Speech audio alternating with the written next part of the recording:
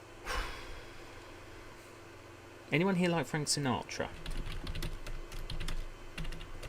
Does anyone like Frank Sinatra? Because I have a party piece, and I know this off by heart. I will have the lyrics up just to help me, but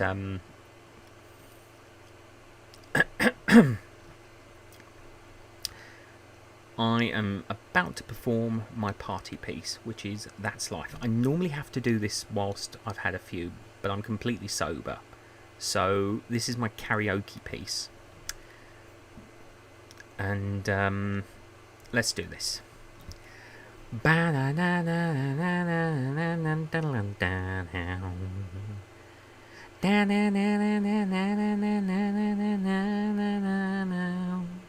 That's life. That's what all the people say. You're riding high in April, shot down in May. I know I'm gonna change that tune when I'm back on top in June. I said that's life, and as funny as it may seem, some people get their kicks stomping on a dream. But I don't let it get me down, 'cause this final world, it keeps spinning around. I've been a puppet, a pauper, a pirate, a poet, a pawn and a king. I've been up and down and over and out, and I know one thing.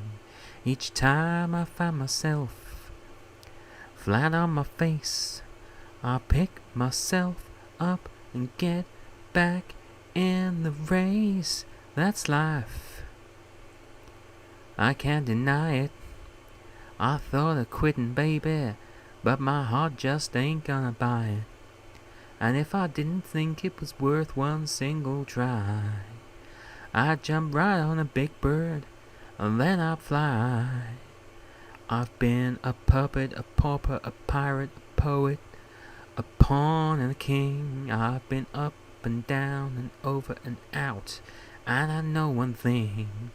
Each time I find myself laying flat on my face, I just pick myself up and get back in the race. That's life, and I can't deny it. Many times I thought of cutting out, but my heart won't buy it.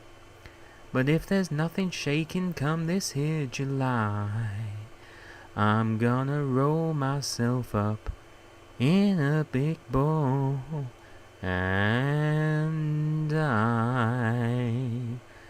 My.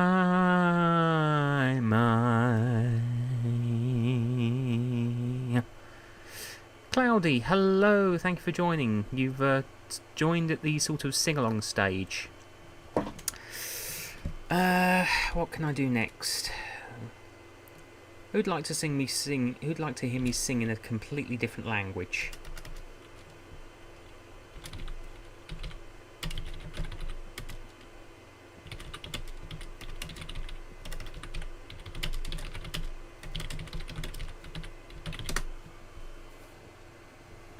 Would anyone like to hear me sing in Japanese?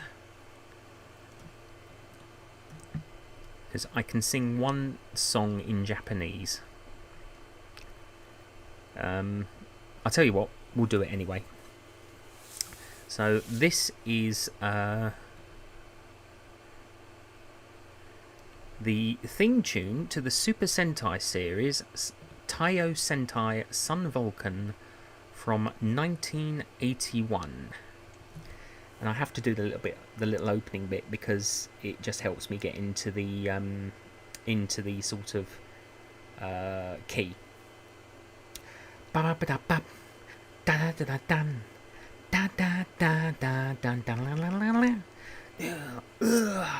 Taiyo ga moshimo nakaatara, Jikyū wa tachimachi koritsuku, Hana wa kare, tohi wa sora o sute. Hito wa hoho e mi. Nakasutaro. Yeah! Taiyo wa ho inochi no hoshita. Shiawase o mamo no hono da. Eagle shark panther, eagle shark panther. Oretachi no tamashi mo moeteiru. Follow the sun, catch the sun. Taiyo sentai da da da san volukan.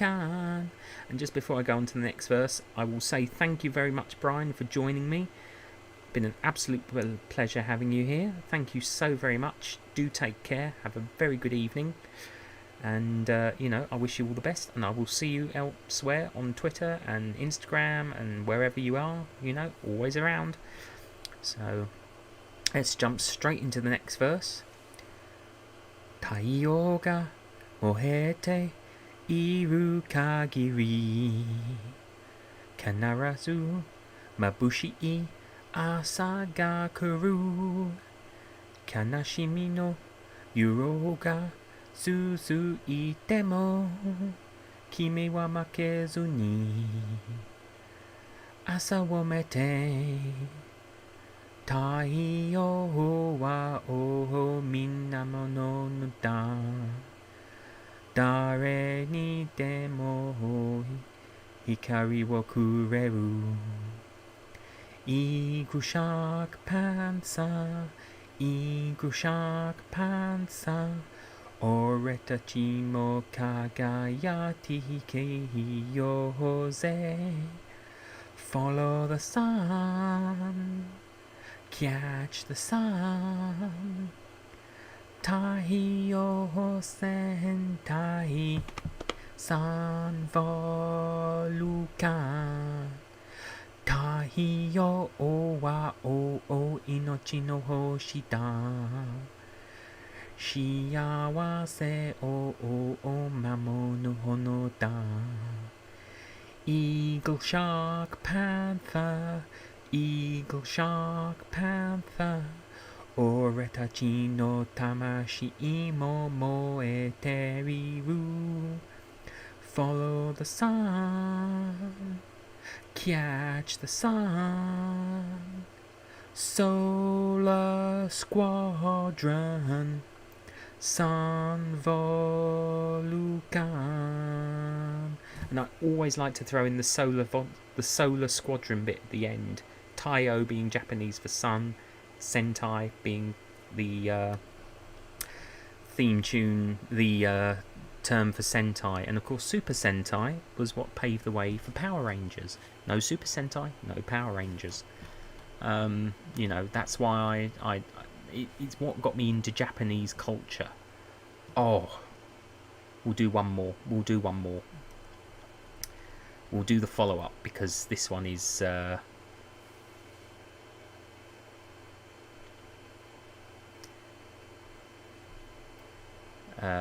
this one's one of the best ones. This is the follow-up. Dai Sentai Goggle 5, which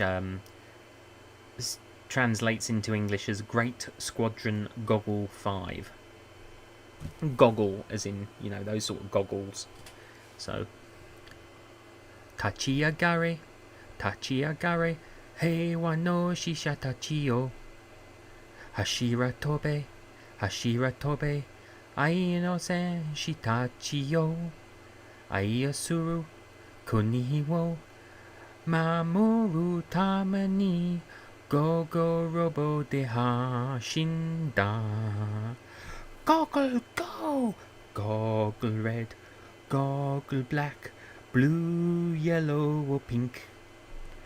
Furi kaze chikyu neken, sukaramu kune. Mezameyo wakaki, Shitachio. Ah, Dai Sentai. Goggle 5. Ba ba ba ba ba ba. Yeah, I needed the full one there because I haven't rehearsed the full one. But you know, I it's the only sort of Japanese I know. I'd love to absolutely learn and speak Japanese. I love Japanese culture. That's why I've been loving the Olympics, because it's coming from Tokyo. I know we haven't seen a lot of Tokyo or Japan, but the fact it's coming from somewhere I've always wanted to visit since this, you know, Japan, Tokyo, things like that. I think makes it sort of something. Oh, I don't think I'm good enough to sing with. When you say Queens of ASMR, what do you mean by Queens of ASMR? I don't quite understand. I don't quite fully understand. I certainly don't think I have a very good voice, to be honest with you. I mean, that was just sort of the best of the worst, really, or the worst of the best. I don't know. I really don't know, to be honest with you. And when please do say who you mean by Queens of ASMR, because I'd be thrilled to know. I just don't think I'm good enough to do that, because you heard my voice. I don't think it was very good. I don't think it was very good at all, in all honesty.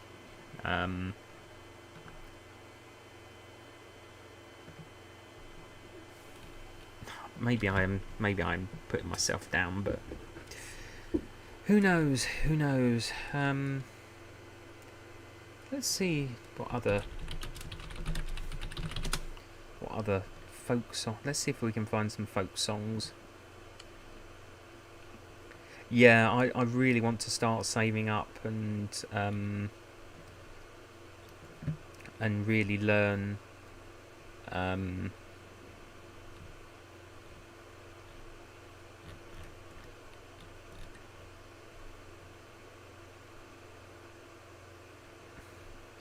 well, you know, they'd have to discover me, really, because let's face it, as I said earlier, I'm a small channel, which I'm happy being, but I don't know, you know, I really don't know, to be honest.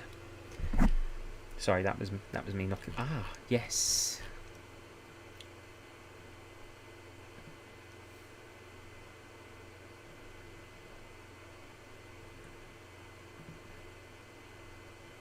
Yes.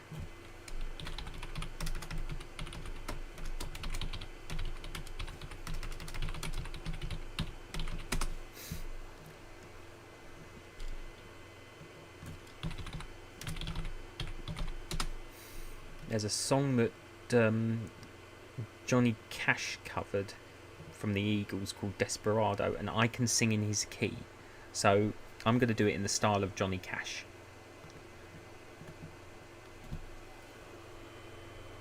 Desperado, why don't you come to your senses? You've been out riding fences for so long now. Oh, you're a hard one, but I know that you've got your reasons. These things that are pleasing you can hurt you somehow. Don't you draw the Queen of Diamonds, boy, she'll beat you if she's able. You know the Queen of Hearts is always your best bet. Now it seems to me some fine things have been laid upon your table, but you only want the ones that you can't get. Desperado, oh, you ain't getting no younger. Your pain and your hunger they're driving you home. And freedom, oh freedom, well that's just some people talking.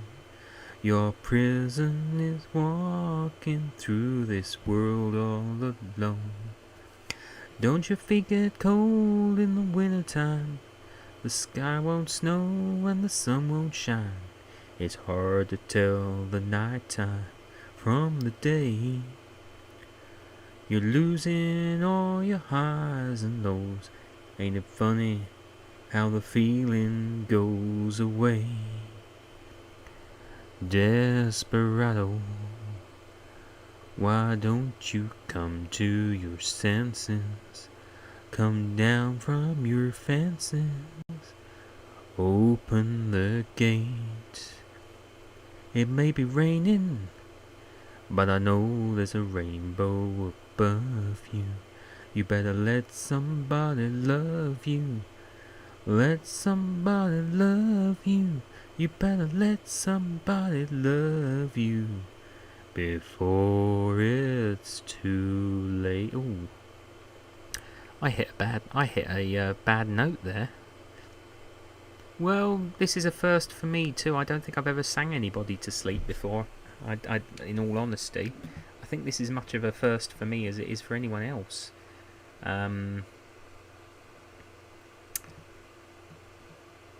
Let's see what else have we got.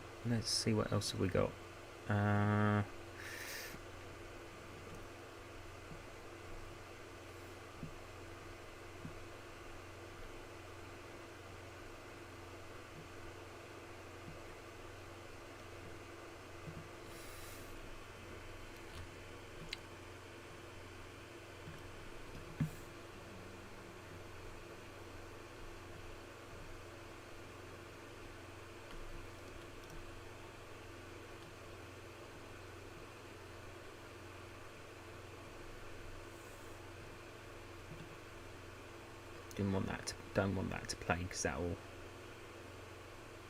There we go. Let's see what we've got.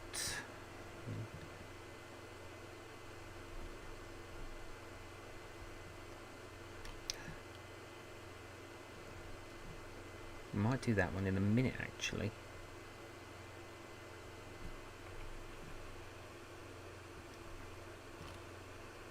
Might do that one in a minute. I've got an idea for that one.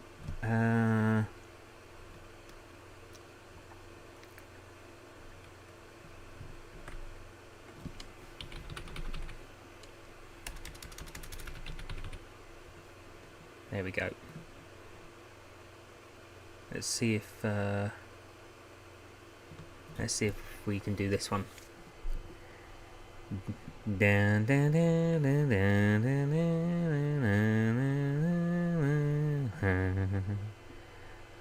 Almost heaven, West Virginia, Blue Ridge Mountains, Shenandoah River.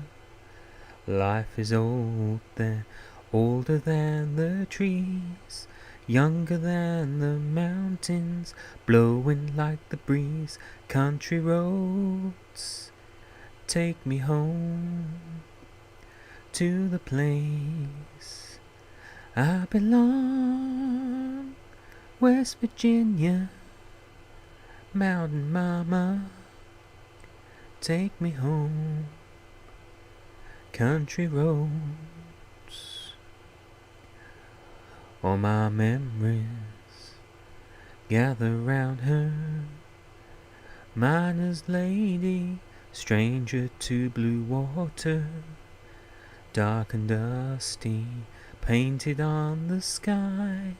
Misty taste of moonshine, teardrop in my eye. Country roads, take me home to the place I belong. West Virginia, Mountain Mama, take me home. Country roads, I hear a voice in the morning hour. She calls me, the radio reminds me of my home far away. And driving down the road, I get a feeling that I should have been home yesterday. Yesterday. Country roads, take me home to the place I belong. West Virginia, Mountain Mama, take me home. Country roads, take me home. Down country roads. I don't play any musical instruments, actually. I don't play any musical instruments at all. Let's do an absolute favourite of mine, because I've already done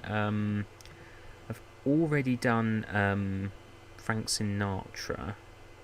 If he's here, there it is.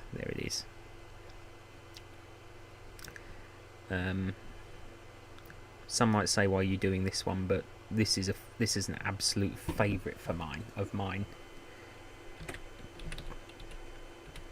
There we go, found it.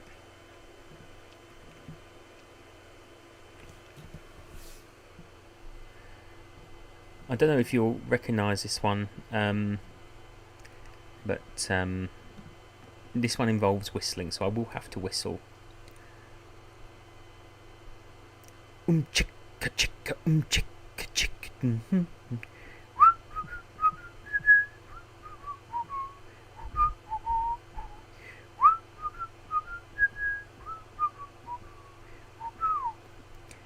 I knew a man, Bojangles, and he danced for you in worn-out shoes, with silver hair, a ragged shirt, and baggy pants. He would do the old soft shoe. He could jump so high, and then he'd lightly touch down. I met him in a cell in New Orleans. I was down and out. He looked to me to be the very eyes of age. As the smoke ran out, he talked of life. Lord, Lord, Lord, he talked of life. Laughed and clicked his heels a step. He said his name was Bojangles, and he danced a lick right across the cell. He grabbed his pants, took a bit of stance, jumped up high. That's when he clicked his heels. Then he'd let go that laugh. Lord, Lord, Lord, he'd let go that laugh. Shook back his clothes all around. That was Mr. Bojangles. Mr. Bojangles. Mr. Bojangles, come back and dance, dance and dance. He told me of the time he worked with minstrel shows, traveling throughout the South. He spoke with tears of 15 years, how his dog and he, they would travel about. Ooh. Then his dog up and died. The dog got old and died. After 20 years he still grieved.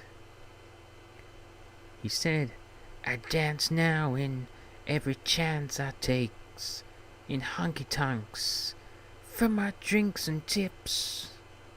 But most of the time I spend behind these county bars. You see, son, I drinks a bit. Then he shook his head. Oh Lord, as he shook his head, I heard someone say, please, please, please, Mr. Bojangles. Mr. Bojangles. Mr. Bojangles, why won't you dance? Dance, dance, da-da-bum-ba. Mr. Bojangles. Mr. Bojangles. Mr. Bojangles, come back and dance. Dance, dance, please come back and dance.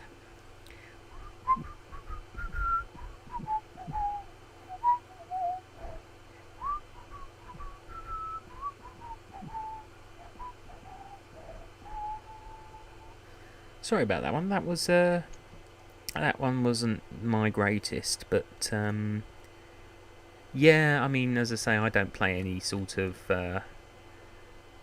musical instruments or anything. I mean, you know, I don't really do much in the way of music. You know, closest I've got is obviously the musicians in the academy and the singers in the academy, the dance, you know, and obviously we've got the dancers in the academy. You know, yeah. But I hope you enjoyed those songs anyway. Good grief, we're over the 4-hour mark. Shall we keep going? See how long we can take this. Let's see if we can take it to the 5-hour mark. Longest live stream ever. Longest live stream ever. Shall we try? Yes. How about it? See how long we can go. It's only 10 to 11 here. It's not quite midnight. Why am I whispering? Have we entered the library? Do you want to hear a funny story? Do you want to hear a funny story?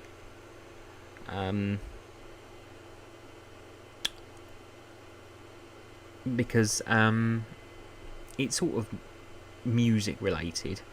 But can you ever imagine me doing Zumba? Can you imagine me doing Zumba? I doubt it. I very much doubt it. But yeah, I was invited to try Zumba once. Didn't actually take it up.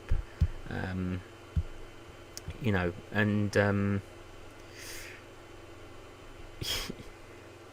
yeah, I mean, can you imagine me doing Zumba? I mean, look, I'm 19.5 stone, I'm 5'11", and I haven't got the hip movement to do it. You really do need to move your hips, but, I mean, it's obviously Latin. It's obviously a Latin dance thing. But I actually said to the person who invited me, I said, to be absolutely honest with you, I've got no real sense of rhythm, and I'm not a dancer. I mean, I don't know if anyone in the chat has ever tried Zumba or anything similar. It just, you know, just wasn't me. Yeah, my mum plays the ukulele, or she's teaching herself to play the ukulele. She has a soprano uke. Yeah. But I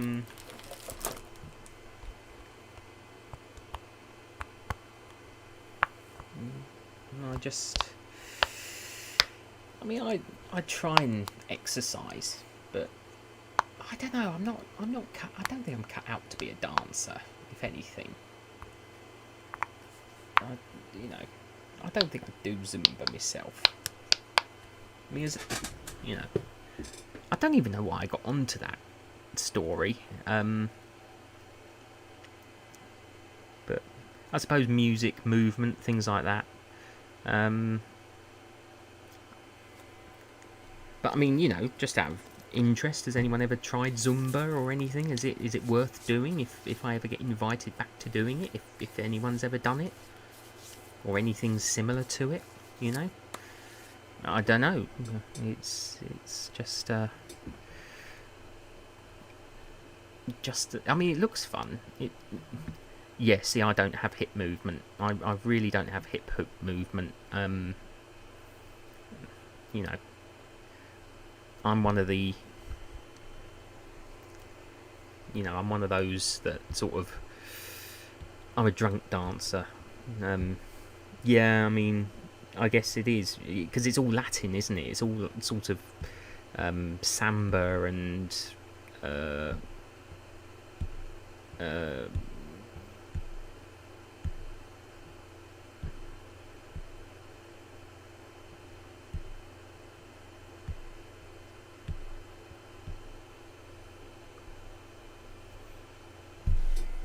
you liked pre-COVID time. Oh, what? Because you could go out and go dancing and things like that, and nightclubs and things like that. Is that what you're saying? Um, yeah, but no, I've sort of been looking into things like different types of exercise and things, and a number of people said to me in the past, dance is quite good, but I don't think I can do salsa or samba or anything like that because I don't have rhythm. I can sing badly, but I don't have physical rhythm. Um,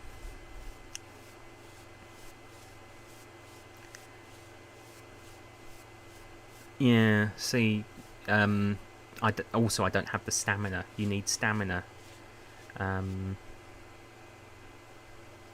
and it really doesn't. You know,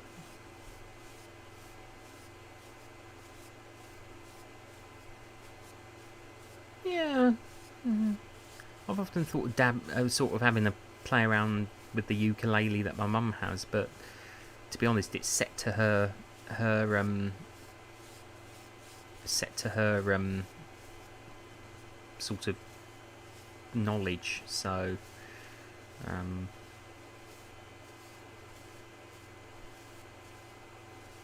oh, you used to do Zumba, Pink? Is that what you're saying? Ah, okay, yeah. Yeah, they did it at one of my old workplaces, and they used to wear those. They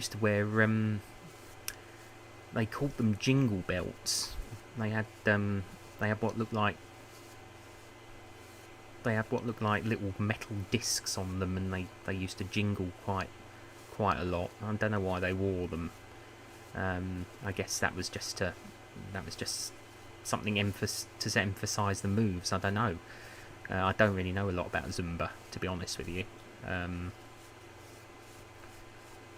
it just, yeah, I mean, it looked fun, but it looked.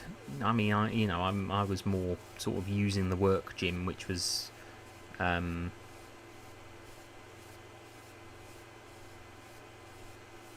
you know, weights and walking machines and things like that. Um, so yeah, it's interesting how it sort of goes on to sort of different types of things, from singing to performing arts, shall we say? But you never know what happens with these chats. And it just sort of. Oh, so you do get like bells and things then? That is common with Zumba. Oh, interesting. Doesn't sound like it's for me though, because I used to put these like jingle belts or whatever they call them round their waist, and I thought that's not me. That's not me. I mean, as I say, I'm a big bloke, so yeah, it wouldn't suit me. It wouldn't suit me at all. There was some bloke made a flyaway remark, and I can't remember what it was, relating to dance, and you know.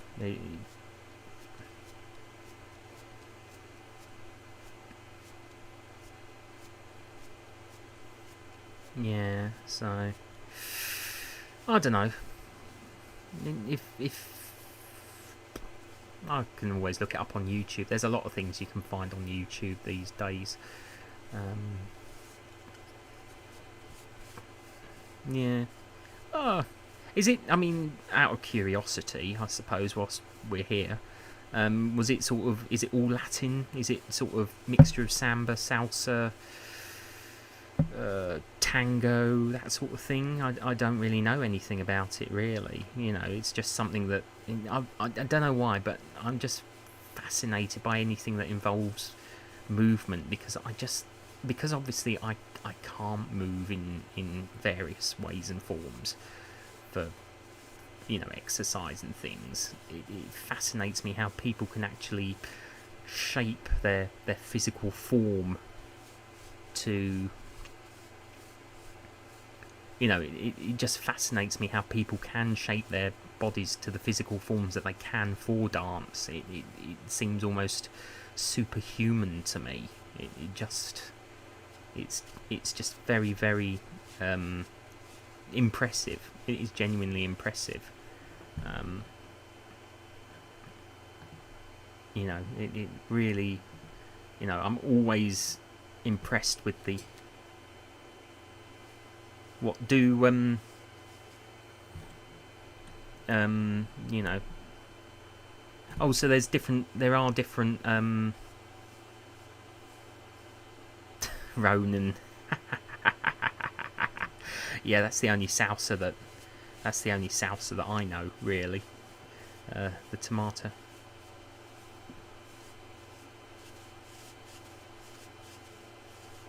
Pussycat Dolls. Okay. Been a while since I've heard any of their music. Interesting. I guess you learn something new every day. Sorry, I'm just sort of thinking on my feet now. It's getting later and later. It's 11 o'clock, but you know, I'm sticking with it.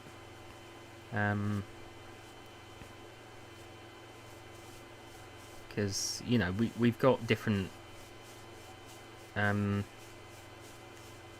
Because obviously in Lord of War and Heartache, I mean, in Lord of War and Heartache, I'm not going to say this loud, but I don't know why I always get so anxious about saying it. It's not like it's secret, but I mean, we've got belly dancers in Lord of War and Heartache, you know, and I don't know why I get so nervous about saying it, because they're there. They're in the series. We've got 3 of them, and you know, I don't know why I always get so nervous about them, because I worked with the ASM artists who developed them, and you know, we worked really closely together on them, and I don't know why I always get so anxious about saying it or revealing it. It's not a secret. I mean, if you look at chapter 7, 9 and 13, the characters are there. So you know, you've got Arundella, played by Jodie Marie.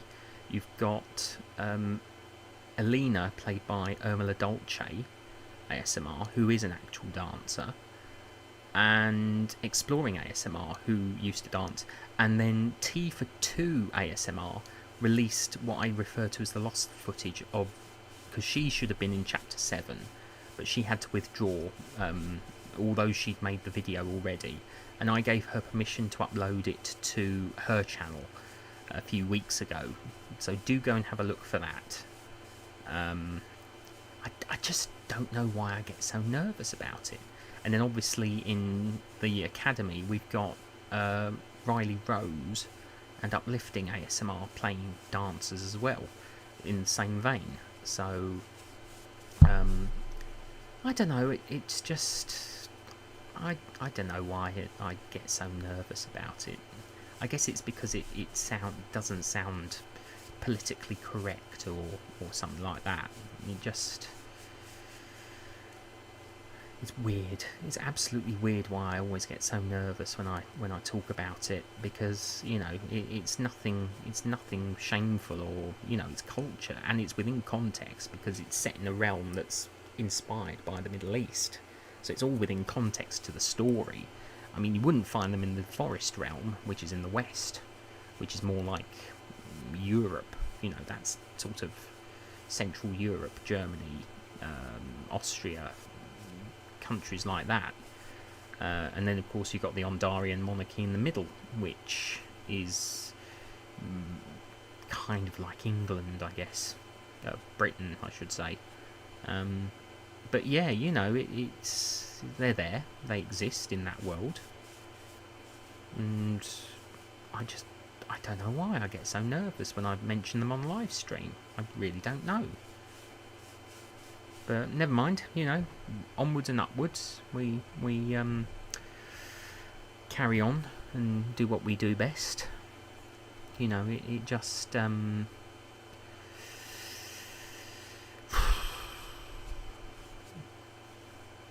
bear with me whilst I just gather my thoughts.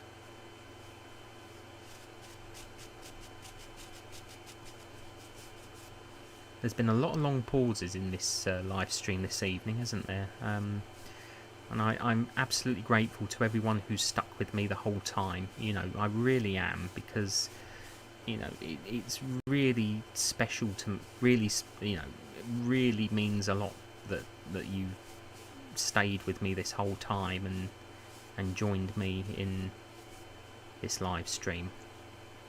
You know, I'm really, really happy that you're here, and I don't know how many times I can keep saying it means so much to me, because it really does. It really means a great deal to me. Absolutely means a great deal. You know,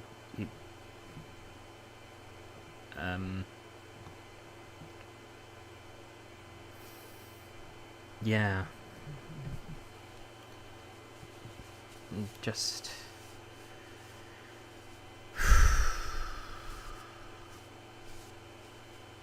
I have to be careful, because otherwise I could end up getting emotional again.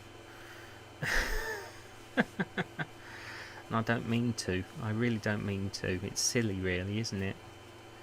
37-year-old bloke getting emotional.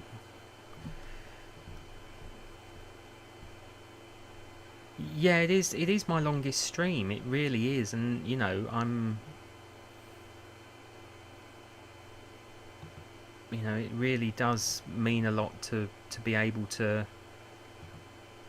And I know I get a bit silly now and then, and a bit nervous and a bit anxious about what I say and what I do, and you know, I don't mean to. It's just my nature, really. You know, I'm always worried about upsetting people or offending people or saying the wrong thing, because sometimes there's things that I'm. Goody, hello. Hello. Thank you for joining me. Yes. Welcome to my longest stream ever, and we're going to go on for as long as we possibly can.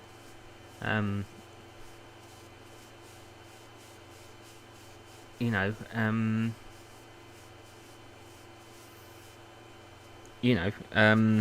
you've missed a lot of very deep conversation, I will say, Goody.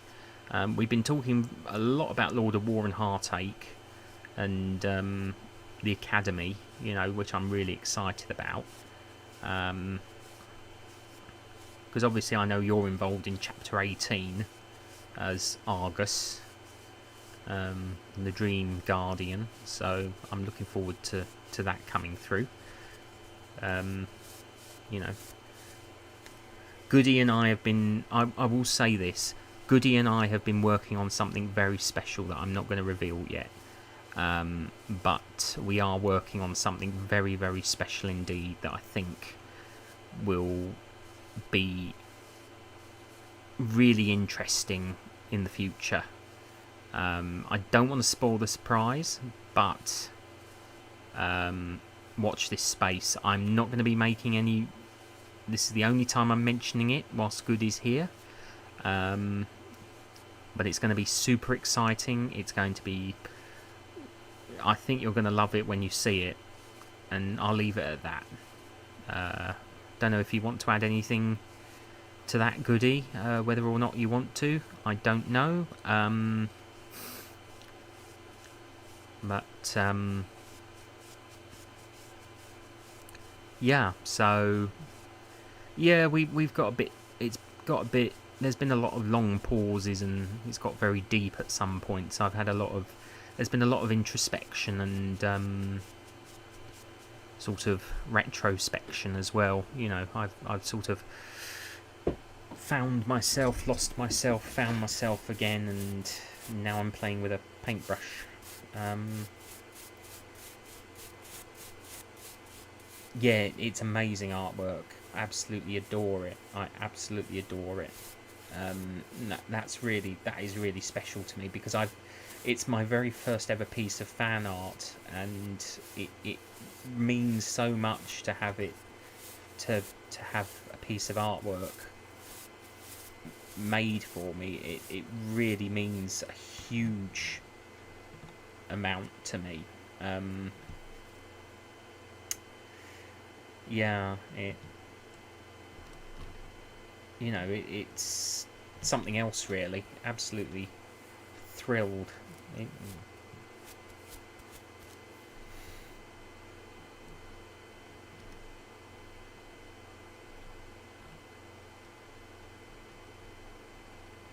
Sorry, I'm just distracted by something. It's not what I thought it was. It's okay. I thought I'd just missed something in the conversation, but I hadn't. Yeah, so it has had its ups and downs. It has had its ups and downs, but for the best. For the best. You know, I've really opened up. I guess.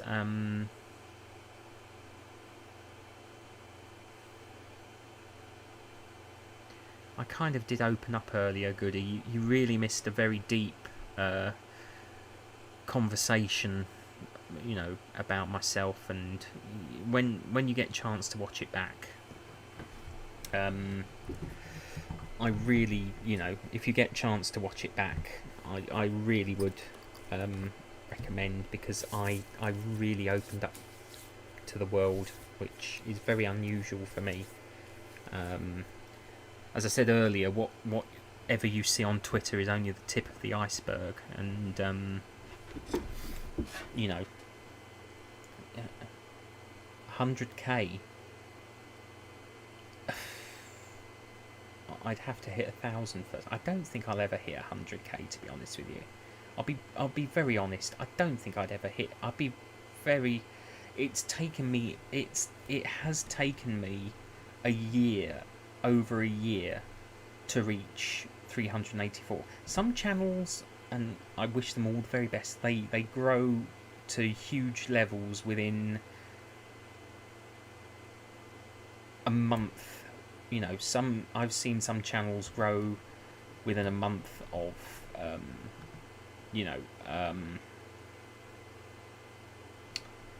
starting, or within 5 months of starting.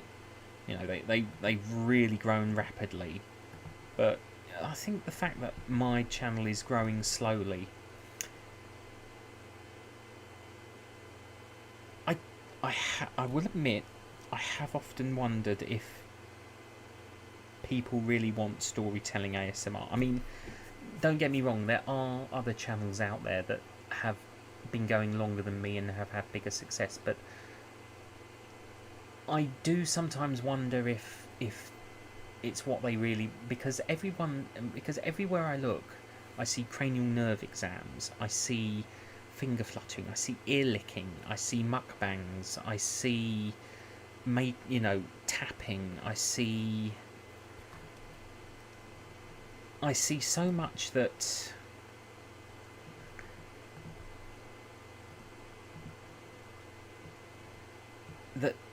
is done on so often. You know, I just have to look at my subscription list, and you know, I mean,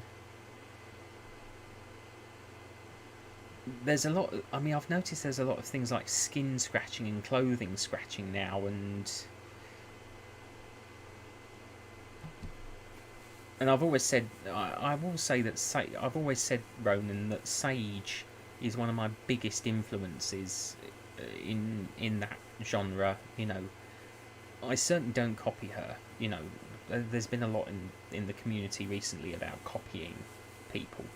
I think what I've managed to do is avoid actually copying other storytelling ASM artists.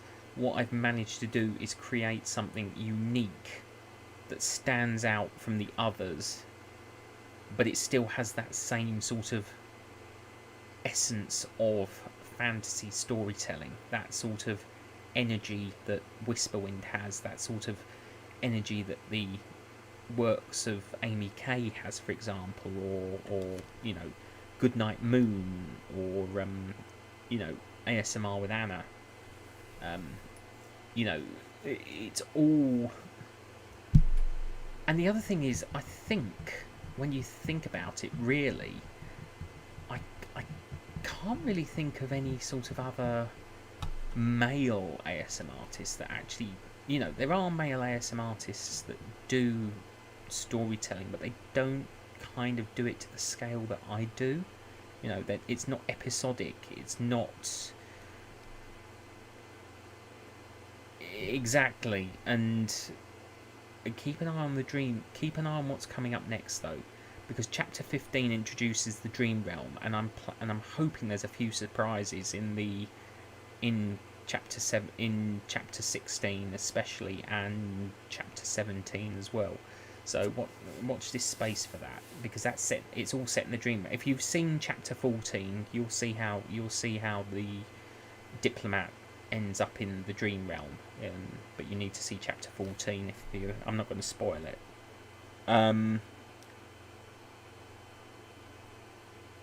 But that's the thing, you know.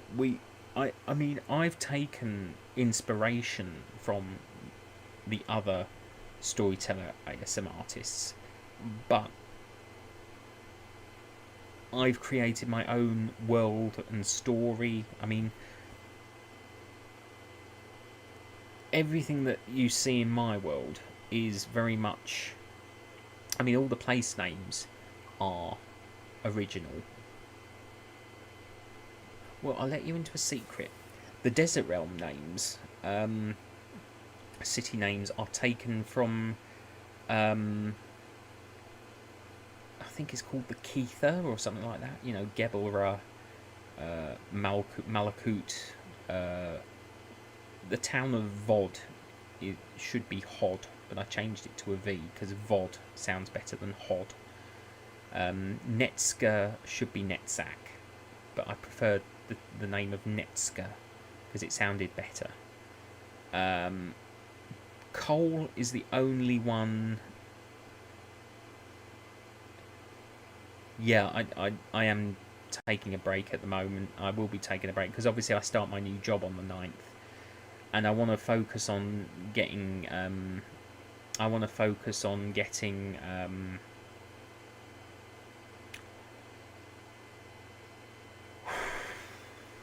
You know, settled in and attached onto the work and everything.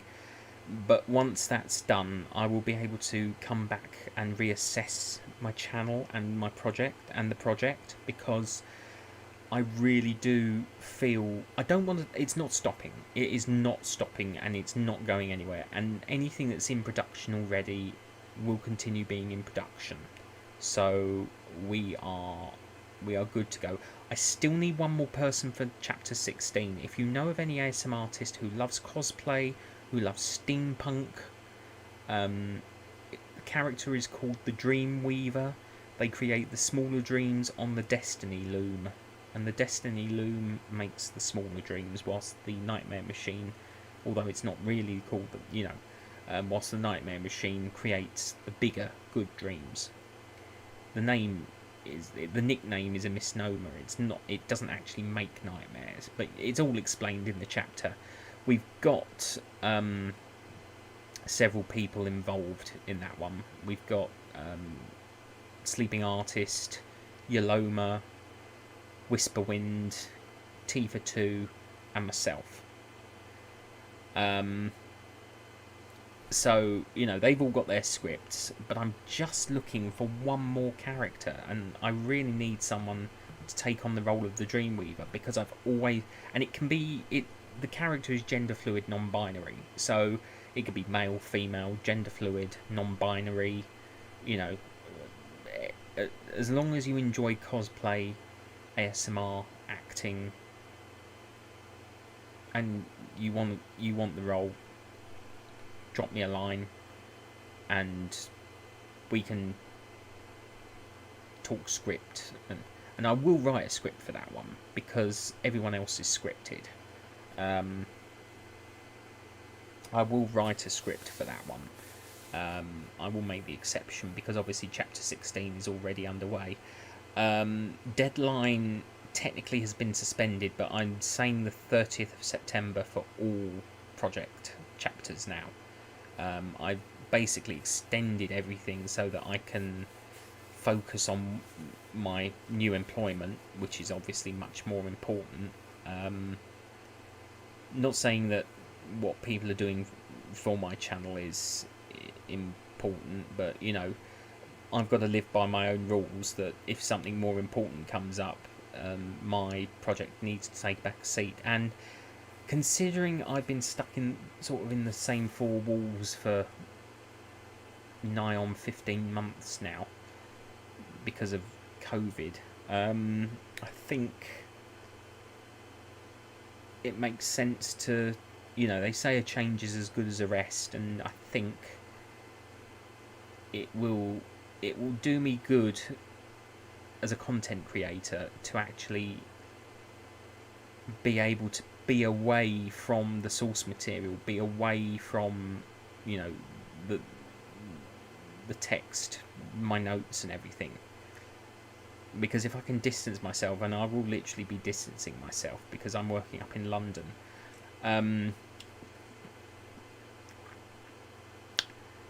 it means I can be much more focused when I get home. Probably won't be for the first week of the job, because obviously I'm going to be dog tired, you know, because it's been a while since I've commuted and everything. However,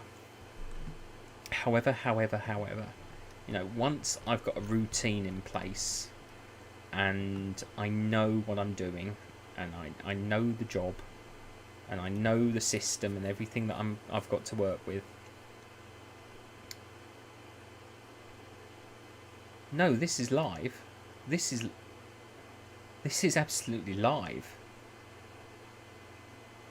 You are actually part of a live stream. We are 4.5 hours into this live stream. You are 100% live with me. Hello. I won't ever do a wave like that again, but you know what I mean. No, this isn't a recording. I am absolutely live with you, goody. Real time, you know. It is 11:20 here in the UK. We are going for the record, my longest ever live stream. We are already 4.5 hours into it.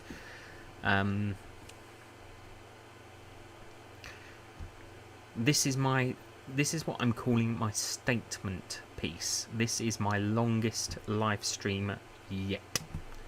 Ever. The longest I've done so far is about 3 hours, but I guess if this doesn't draw people into, you know, look at my work, I guess not that I want it to, you know, no. Let's stop there. Let's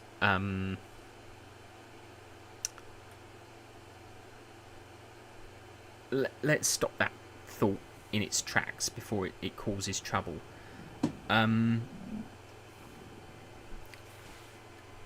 Because I don't do these to draw attention or you know,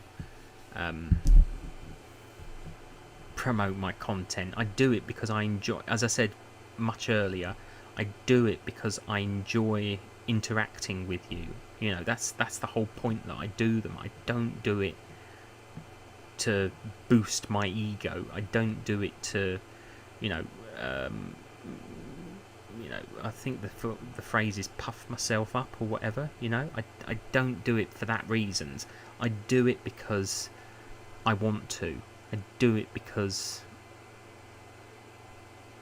you're here with me, and I absolutely love that, and that's the thing about it.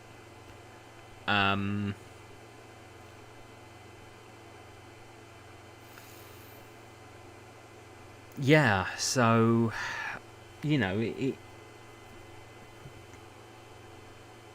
it really does sort of,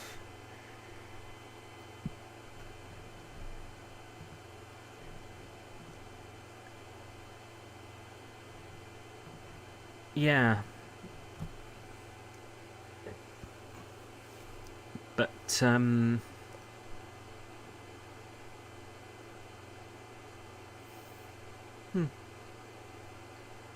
I'm not driven by ego. I'm not driven.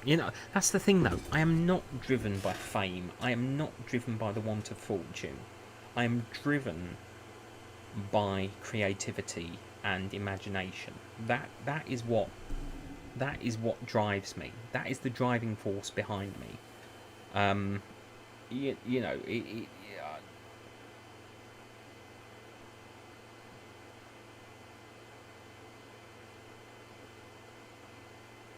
uh, as I said very early on in this live stream, I just don't understand how the big channels do it, because their chat just goes, and you can't read it, and they can't interact with it, and people just keep asking the same thing over and over and over again in the hopes that it will get seen, and it just keeps going and going and rolling over. You lose the humanity in a live stream like that. You lose the human interaction with a live stream like that. They the faster the text goes, the fewer people you can interact with and talk to, and that makes it. That's what I like about these being a small channel. It's the intimacy. It's the intimacy I can have with my. I don't like that word intimacy, but you understand what I mean. You understand what I mean. It's the friendship I can build. It's the sense of real community that I can build. You see, 384 subscribers to me is much more of a community than. I'm going to say this. Speaking to you all this evening has made me realise that 384 subscribers to me is much more of a community than 1,000, because and sometimes at most I get about 15 people in the chat, which is manageable, which is incredibly manageable.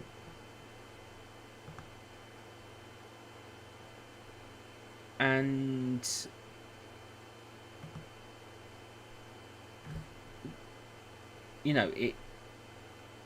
it makes sense to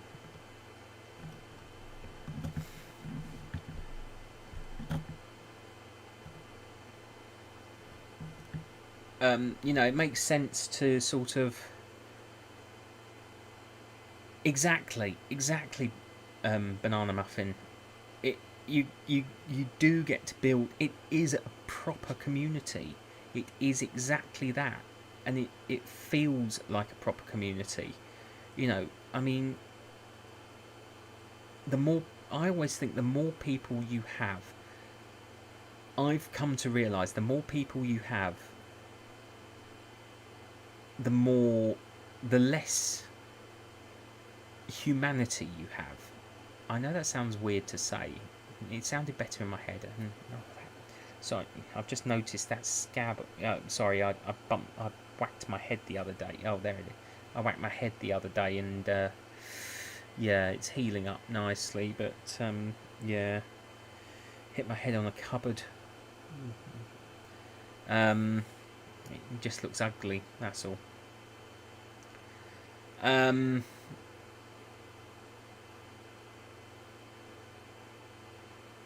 Where was I? Yeah, I always think the bigger the channel. The thing is, the bigger channels become more corporate.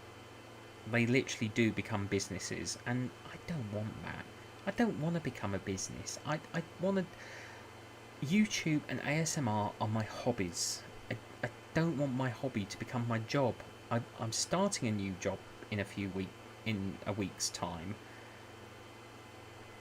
and I simply want this to be my hobby, where I can interact with my global friends across the world, create a story, share something that I absolutely adore creating, and that's that. You know, if I don't know what I'd do if obviously I start this job and suddenly my channel blew up overnight, which I very much.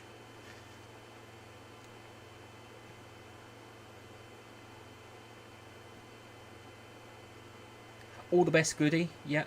Take care. Thank you so much for joining me. Keep in touch. Yeah, I'll probably message you this week. I've got some things for you. Yeah, I'll message you at some point on Twitter. So yeah, definitely keep in touch. You know, as they say, you know, people on the road keep on rolling. You know, keep on rolling and all that. So, you know, it.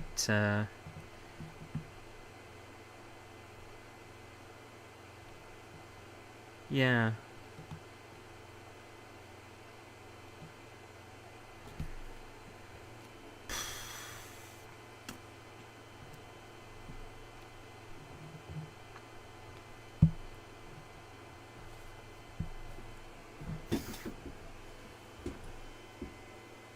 But yeah, do subscribe to Goody. Yeah, I know that at the moment he's kind of constructing his channel, so there isn't much there, if anything. But he's actually sort of building his channel, so there will be content on the way. But he was telling me about it. He's got like a plan for what he wants with his channel, so there's some really good stuff on the way. I know that. That's all I can tell you. I'm not quite sworn to secrecy, but yeah, definitely. But exciting things are ahead. Exciting things are ahead for both our channels. In fact, we Goody has become a good friend. I will say. He, he, he's as much full of sage advice as. If you're still there, quickly, Goody, I'd definitely say you and Ronan will definitely get on very well. Very like-minded indeed. So yeah, it's all hands to the pump at the moment in my world. I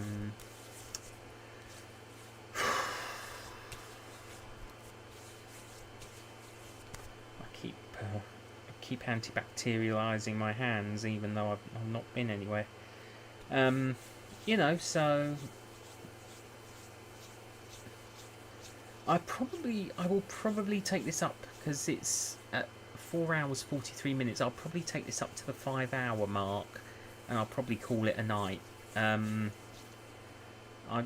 want to take it up to the longest I've ever done. So we'll keep going.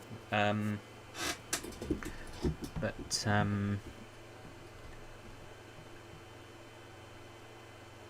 as I say, this is the longest live stream I've ever done on my channel, and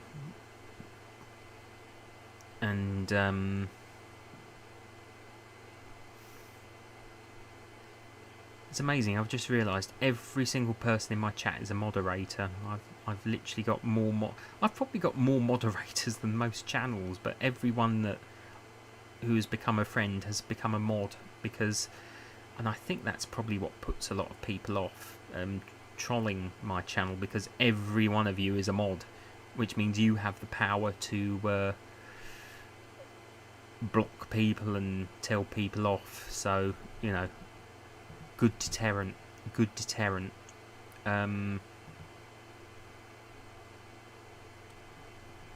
Works for me. Works for me. The more, you know, the more mods you have on your channel, the better it is, I think, because it prevents them from. It prevents the trolls from getting too brave. And I think everyone deserves an opportunity to sort of be. Yeah, I think I've got quite a few mods actually. I think I've got quite a large number. I think I've got something like about, I want to say, I can find out how many mods I've got actually. If I go into customize channel, it will tell you. You can find out how many mods you've got in your customized channel. It is becoming it is much bigger than it used to be. There's a lot more bigger names in the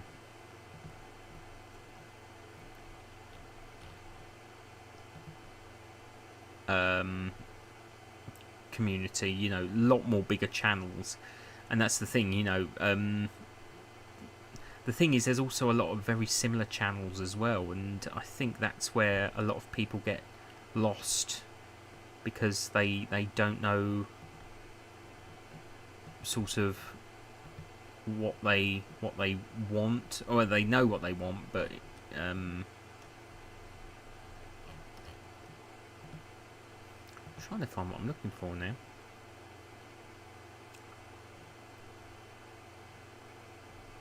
Ah, there we go.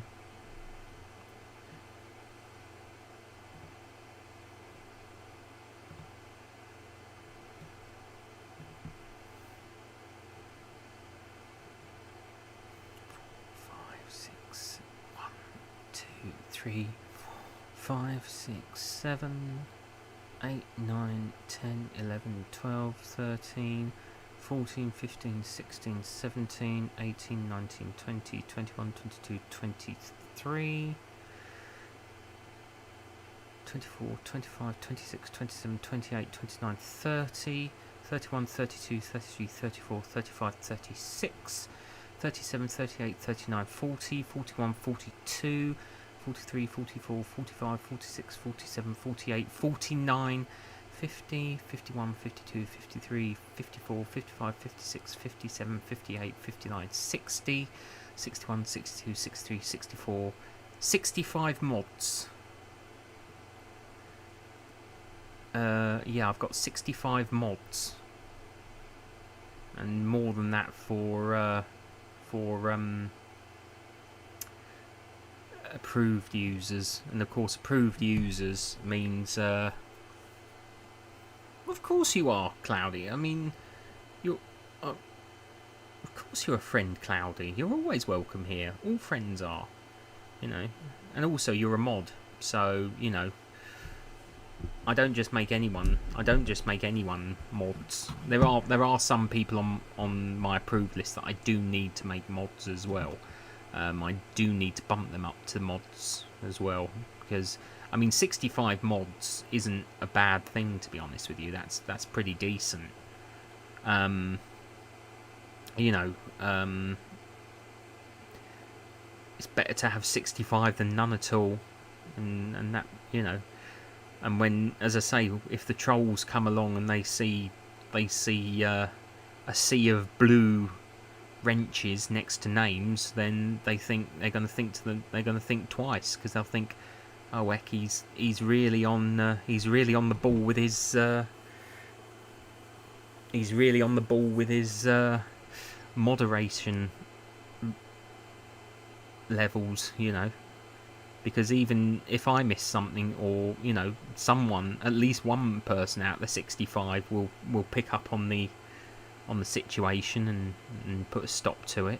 You know, it's a good deterrent for troublemakers, I think. And I've been trolled in a live stream once, and that was very early on, and they just kept asking me to do the same thing, and I didn't even have a clue what they were asking about. Something about Zion or something about that, you know. All I could think about was the By the Rivers of Babylon by Boney M. That's all I could think about when they kept saying Zion, and I thought, what are you talking about? And it's something like City of Zion or something like that. Some sort of role play. Of course I never did it, because let's face it, if they keep badgering me to do something, I won't do it. You know, don't badger me to do anything.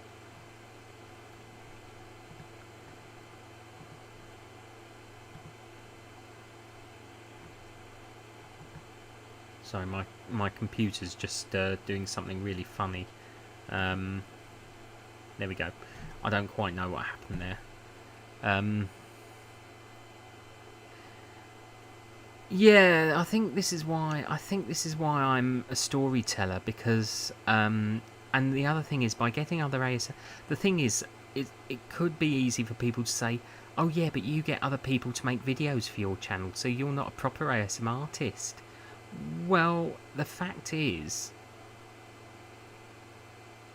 I am an ASMR artist, because obviously my voice is my trigger. It is my trigger. That is my ASMR. Especially when I do Lord Volkov. Lord Volkov, ruler of Necrotia, leader of the vampires. Or of course Rafik, the rogue, who would so like to meet you. We are waiting for you to find the crown of the Tyrant King. Lord Volkov would be most unhappy if you do not return it to him in Necrotia. There you go. See, that's what my, that's my trigger. That's my, that's, either deep and booming or soft and somewhat sinister, because Rafik is the most sinister of all my characters. Something like that. And that's okay. I knew exactly what you meant. Cloudy. That's absolutely fine. Yes, he's a very popular character amongst many of my viewers. He is a rogue. He used to work for the Shadow Court under the leadership of Corvus, but he went and turned his back on a life of crime with the Shadow Court and became a member of Lord Volkov's retinue. Though he is not a vampire, he is something very different, but he is very, very dangerous.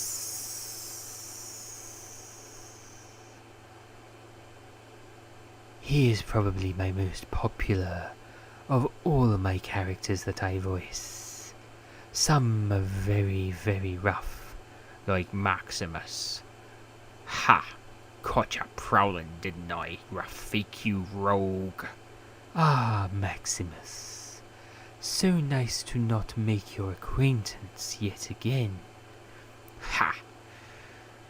Do what you like, Maximus. He appears in quite a few chapters.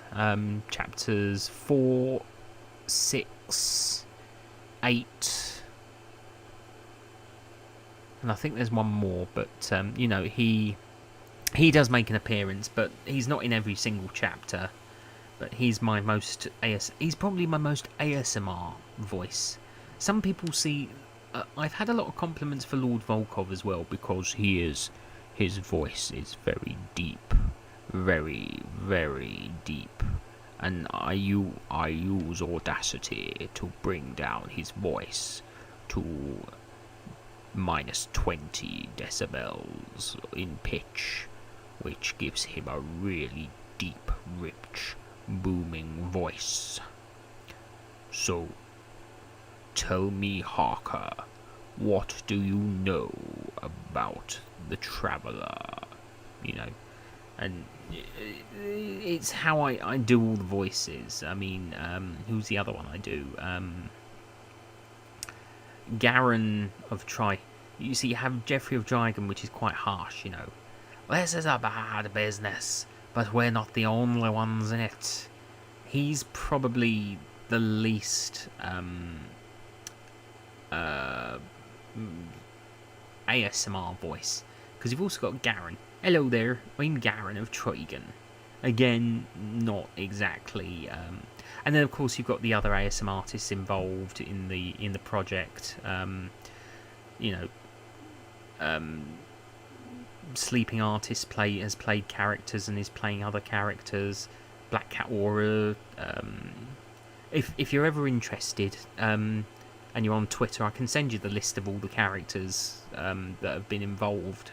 They come with the list of characters that are involved, that I'm looking for. But you know, you're always more than welcome to participate. That's the thing. My project is a showcase for ASM artists as well, big and small. You know, that's the beauty of my project. I want to share it with people. It's not just me alone. It started out as a solo project, and I realised that I couldn't do it on my own. It's impossible, because I can't do female voices anyway.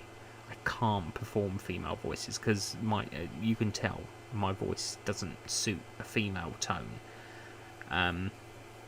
But the fact that I've been able to include other content creators in my work and actually bring my characters to life, either in audio or visual on video, really means something, really means a lot to me, because as I said much earlier in this live stream, it really means you know, that the world of the continent of Monarcha and the world of Lord of War and Heartache was my safe space for so many years, and to be able to bring it to life in reality is really special to me, because it kept me safe for so long, and now I finally feel ready to share it with the world. At 37, I know that, you know, but I mean, you know, let's face it, George R.R. Martin didn't write his books until he was quite, you know, mature. So, I mean, mine is nowhere near as extreme as Game of Thrones. In fact, it's quite, compared to Game of Thrones, Lord of War and Heartache is quite tame. But it's always been my dream to create a story, and when I was a kid, I wanted to turn it into a TV show. I wanted to get it on TV, and I wanted actors to play the characters and everything. And I wrote scripts as a teenager, and they were absolute rubbish. Absolute rubbish. Excuse me, I've got an itchy nose.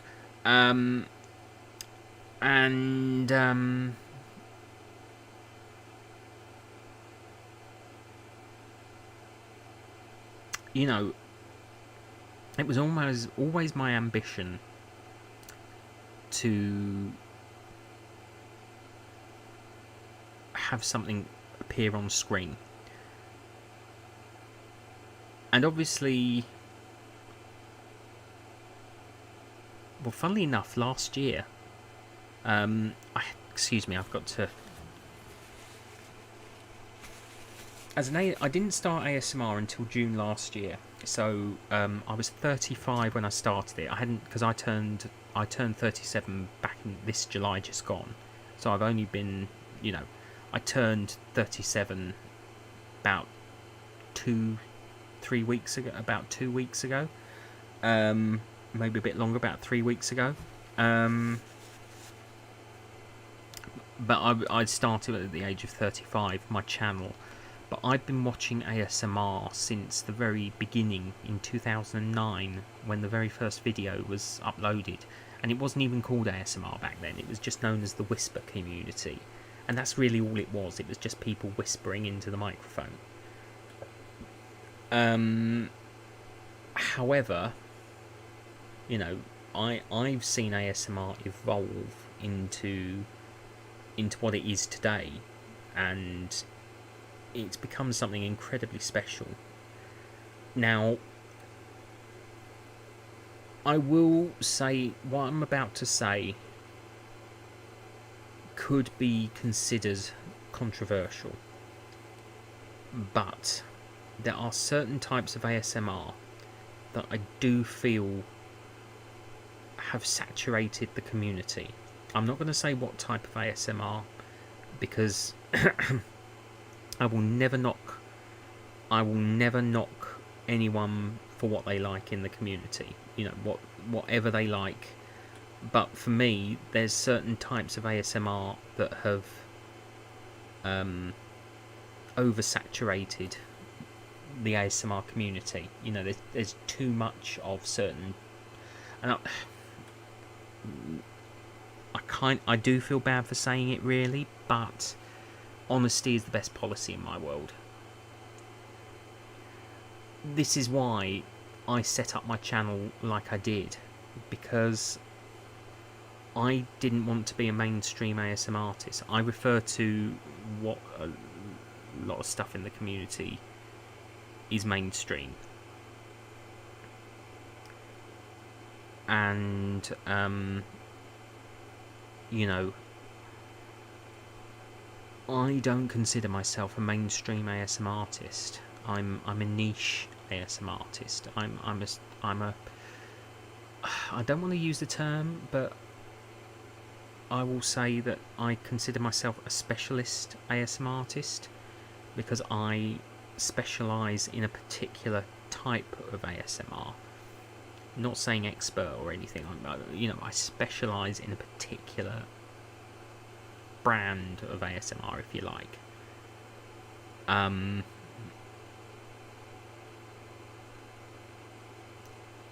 Who inspired me?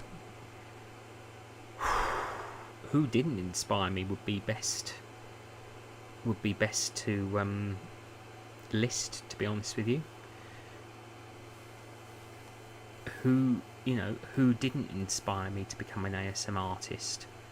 And the answer there is, sorry, I've just got an insect bite.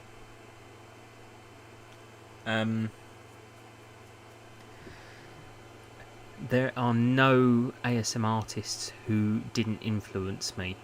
There is not a single ASMR artist that had no influence to me. Every single one of them has had some level of influence, all the way from the very top, GB, Glow, Gentle Whispering, all the big names of ASMR, Frivy, Frivolous Fox, that is. There has been no single ASMR artist that hasn't inspired me, or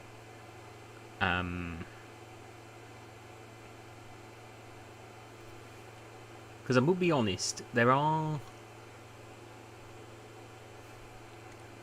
because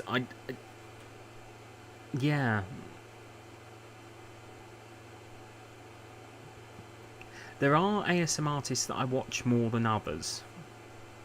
I will say that there are ASMR artists I watch more than others, but I never knock an ASMR artist for their content. I mean, for me, for example, I'm not into ear licking ASMR. I personally don't see the appeal in that, but I understand and I accept that there are people who like that sort of content. That's fine. That's absolutely fine. I don't have to watch it. I choose not to watch it because it doesn't appeal to me. Create what appeals to you. If you have an audience that seems to like one trigger over another, focus on that. Don't let them dictate to you. But if you notice a trend in what they like, focus on that.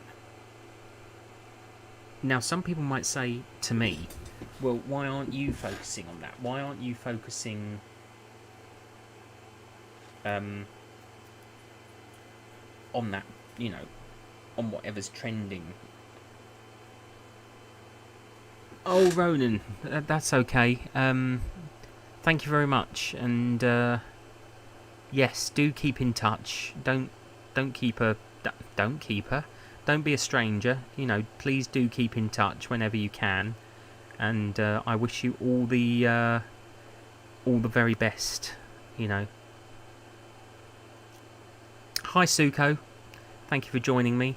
I think, Suko, you've probably joined again at the sort of near to the very end, because it's gone midnight and I'm now at well over 5 hours in this live stream.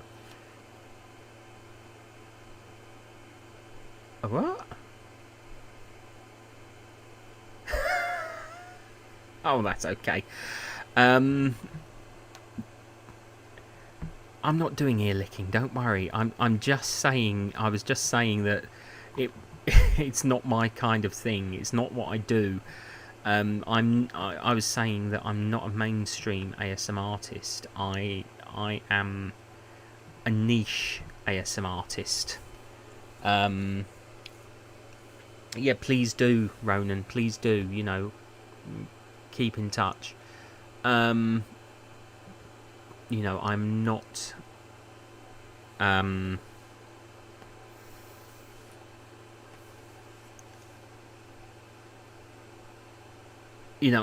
not a traditional content creator. I am a storyteller, and I will always be a storyteller, because that's how I I like to be. When I say a storyteller, writer and teller of stories.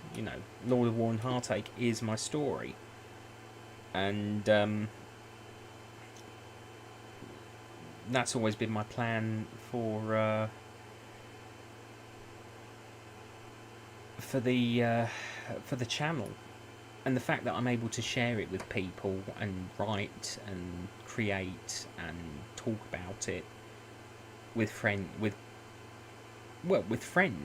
it means so much to me, and everyone that's been involved so far is a very good friend to me now through social media, and I'm really grateful for them and their support for my work.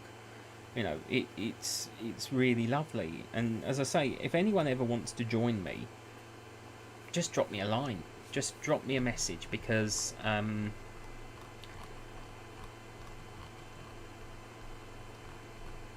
put those links back in. I will put those links back into the chat, because if anyone sort of skips, where's my Twitter? There's my Twitter. There's my Instagram. So we'll go to profile, because you can always direct message me. You can always direct message me. So if you'd like to participate in Lord of War and Heartache, DM me via Twitter on colon. There we go. So that's how you can contact me on Twitter.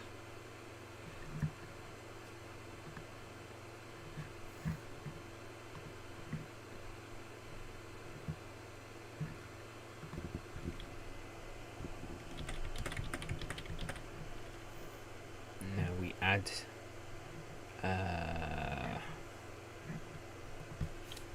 if you'd like to participate in Lord of War and Heartache, DM me via Instagram.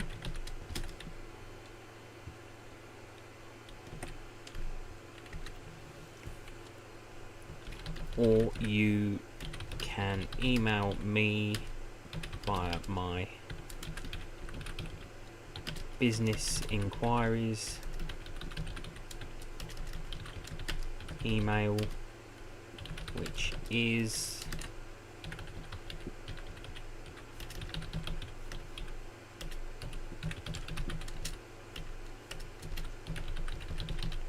there we go. So that way, you know, people can still know how to contact me if they want to participate. So as I say, there's still about 50 characters or so left, and I really would like to find someone to portray the Dreamweaver in chapter 16 of the Lord of War and Heartache.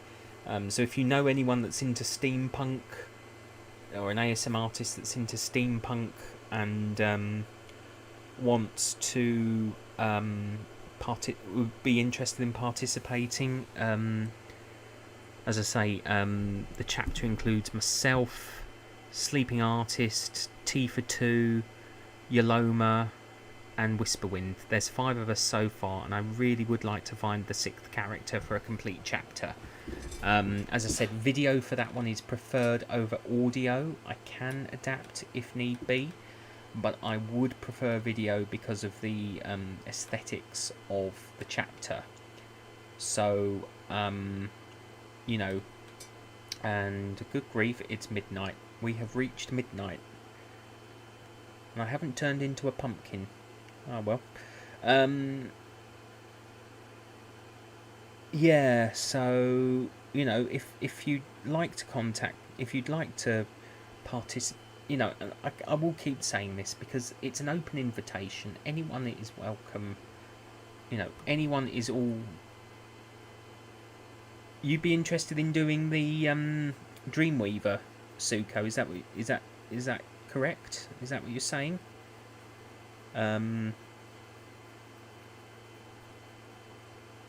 If you want to drop me an email or something, and we can sort it out. And I'm gonna be going to bed soon because it's gone midnight. So sorry, I'm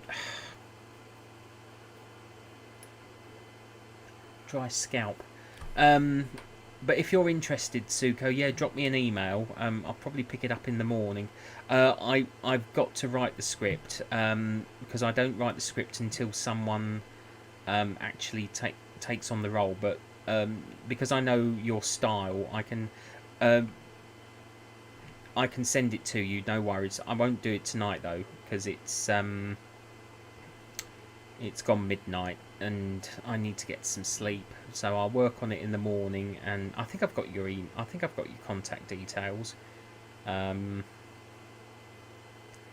So yeah. Okay, thank you for that, Suko. As I say, drop me a message to remind me on social media or my email, please, and I'll sort that out for you, no worries.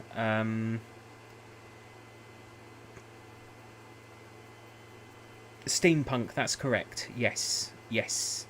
Basically, I'm going to be wearing my costume that you see in the corner, that little thing in the where my little logo is, or my basically it'll be my profile picture costume for me.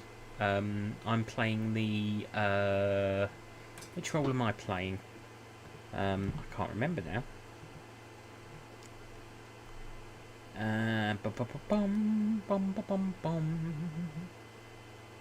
I'm the Dream Programmer. Yeah, I'm the programmer. Sleeping Artist is playing the Dream Dealer, who sells the dreams. Sage Whisperwind is playing the Dream Inventor. T for 2 is playing the Dream Engineer, and Yoloma is playing the Dream Packer, who basically gift wraps the dreams. The role is a lot more glamorous than it sounds. So, you know, we've got plenty of... So there's 6 characters in total now. That's fantastic. But yeah, drop me a message and I'll sort out all the details with you in the morning. And we can take it from there. So I am going to sign off. And I will wish you all a very good rest of the day wherever you are in the world. A very good night to everyone in the UK. A good afternoon to anyone sort of at any point in the world where you are, if it's afternoon or morning or whatever. And thank you so very much for joining me. This has been my longest ever live stream. I'm really thrilled to have you all here. And, you know, thank you so much for joining me. It's been an absolute pleasure. Who'd have thought we started this, let's see, midnight, 11, 10, 9, 8, 7. We started this at 7 p.m. Thank you very much, Banana Muffin. Thank you very much. Very much appreciated. Wonderful to have you here. Good night, everyone. And, you know, have a very good evening, and I will probably stream again on Friday, which is my normal streaming evening.